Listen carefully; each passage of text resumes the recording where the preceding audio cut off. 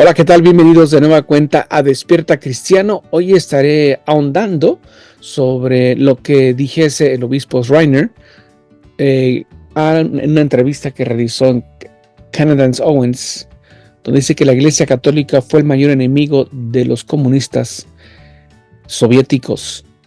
¿Y por qué doblegó el Vaticano las manos ante el comunismo? Y por qué le llama Concilio Vaticano II, lo cual técnicamente pues no lo es. Así vamos a decirlo claro. Lo siento para quienes piensen lo contrario. Pero vamos antes a nuestro Ave María tradicional, pero también quiero agradecer a todas las personas que se han sumado al canal y cada día seamos más, y los invito a quienes no lo han hecho. Vamos a nuestro tradicional Ave María. Ave María, gracia plena, Dominus tecum, benedictus tu in mulieribus, et benedictus fructus ventris tui, Iesus. Sancta Maria, Mater Dei, ora pro nobis peccatoribus, nunc et in hora mortis nostre. Amén. Iniciamos.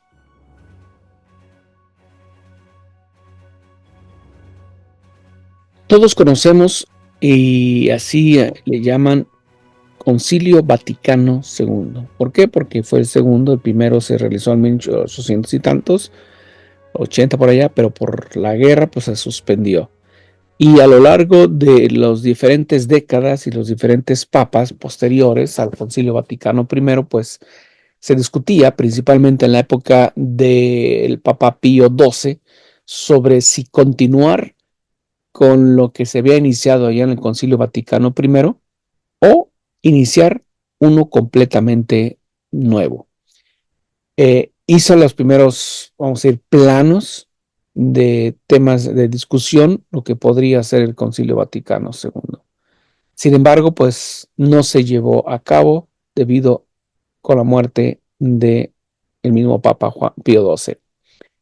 Llega un cardenal liberal que también como Francisco hasta cierto punto, pero con menos malicia, engañó a todo mundo, donde él dice, sí, vamos a hacer nuevamente el concilio, y como Monseñor Fuentes en sus videos nos dice por qué el Concilio Vaticano II no es un concilio formal. Y lo conocemos porque dice, no, esto no es un concilio doctrinal, es pastoral. Lo que Monseñor Fuentes nos ha enseñado en sus videos, puede verlos, que un concilio general, pues es para eso, para condenar los errores de la actualidad y poner lineamientos para cómo proceder. La revelación viene de los concilios ecuménicos verdaderos, que es magisterio extraordinario para condenar errores y definir dogmas. Tres condiciones, ¿eh? El Concilio Vaticano II, aunque yo lo viví y tengo una foto cuando participé en la oración de los fieles, no es concilio ecuménico, porque no es magisterio extraordinario, por declaración explícita de Pablo VI en una nota previa. Porque no es magisterio extraordinario, ¿no? Es magisterio ordinario. Segundo, porque no condena ningún error por voluntad explícita de Juan 23. Y porque no define ningún dogma por voluntad explícita de Juan 23. Que él y Pablo VI descalifican al Concilio Ecuménico Vaticano II. Ellos mismos.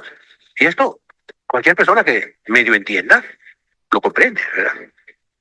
Sabemos que este Concilio Vaticano II le han llamado pastoral. ¿Por qué le llamaron pastoral?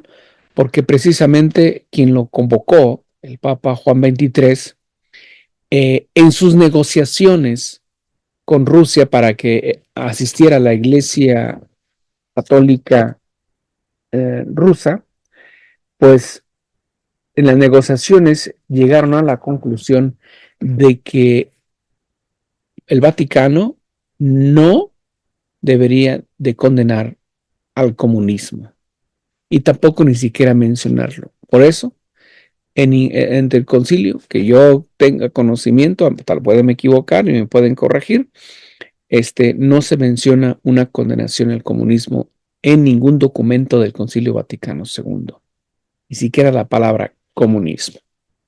¿Por qué? Vamos a ahondar un poquito más.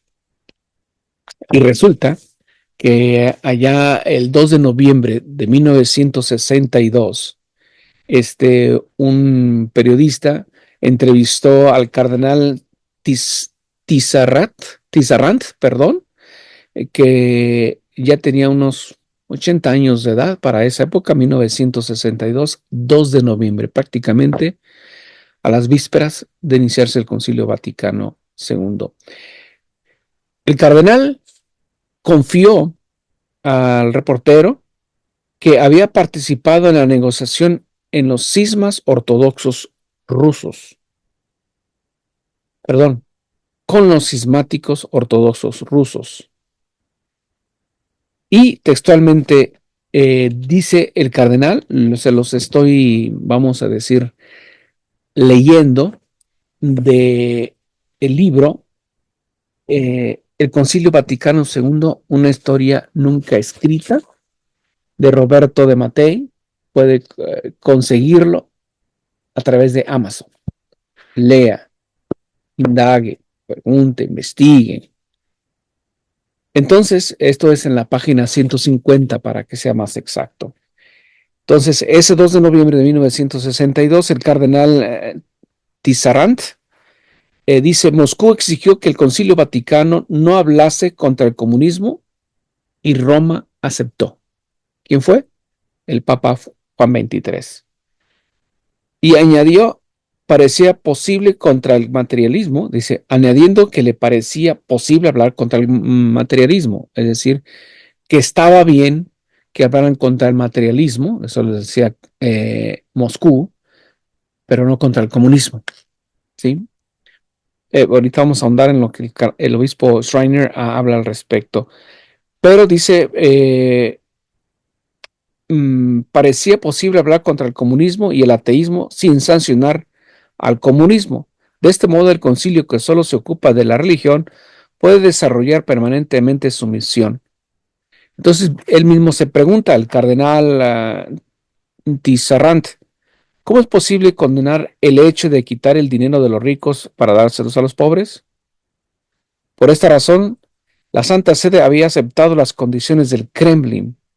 En el transcurso de la conversación, que se desarrolló en francés, Tizarrant elogió al cardenal Stefan Wyszynski y definió al cardenal Wisniewski como un fraude invencible. Declaró que era más difícil convertir a un monárquico cismático que a un comunista ateo, y que el primero en aceptar solo el zar como su jefe, mientras el segundo no alimenta prejuicios antirromanos.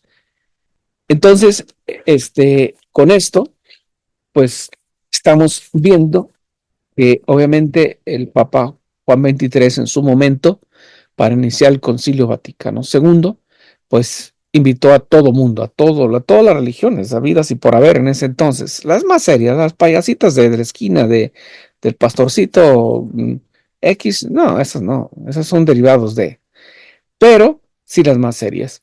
Y una de ellas era la Iglesia Ortodoxa rusa, que está en separación,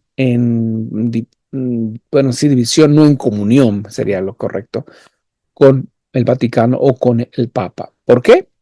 Porque desde hace 1000 años ellos siguen creyendo aproximadamente que el Espíritu, no creen en la Trinidad, en otras palabras, la Iglesia Ortodoxa rusa.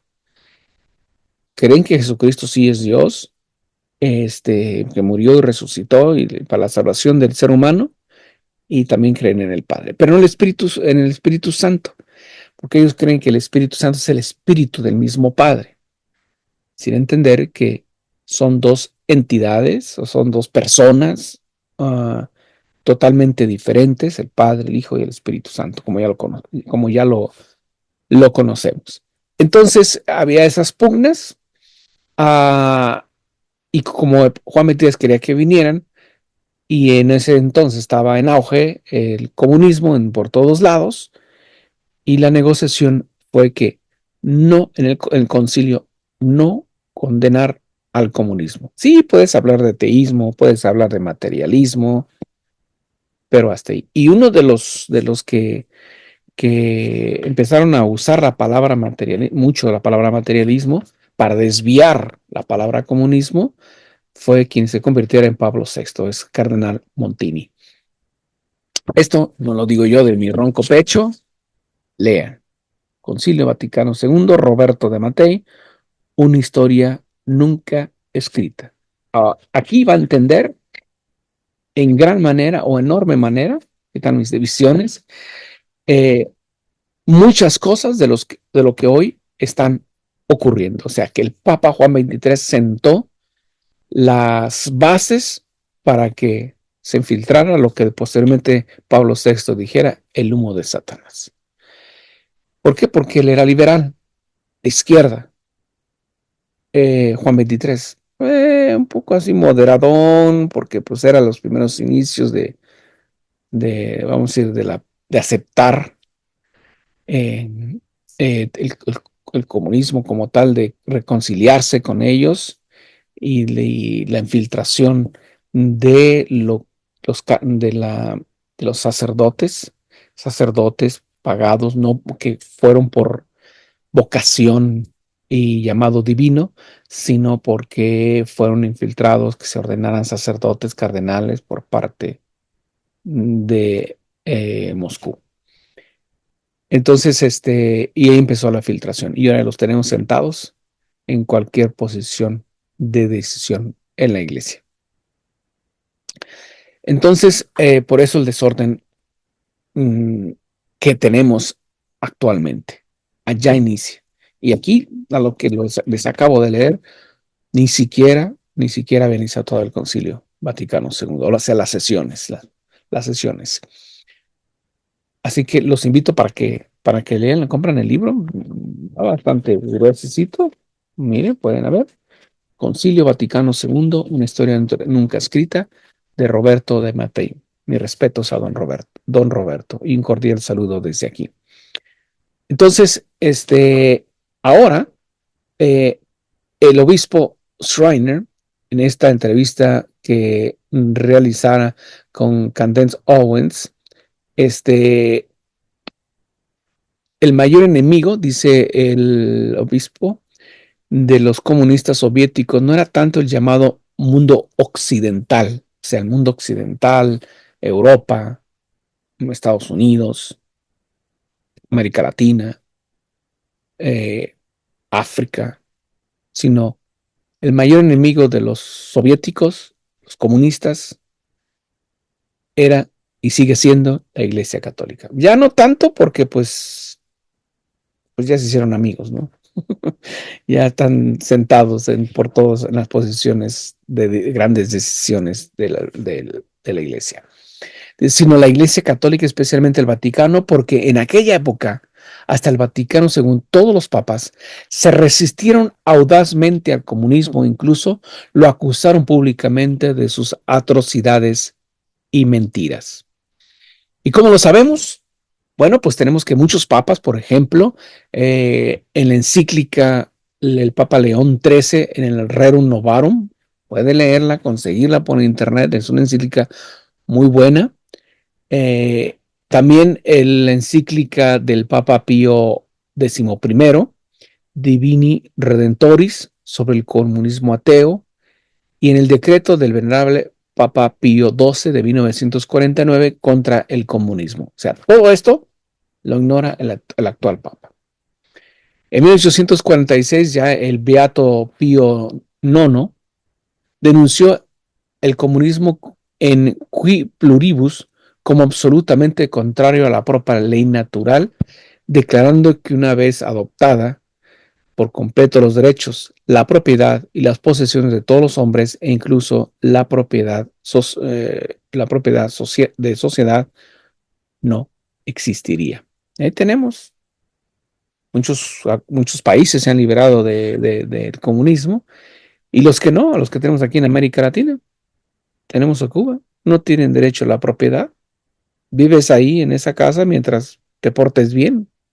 De lo contrario, pues ya no tienes casa, porque no tienes derecho a la propiedad.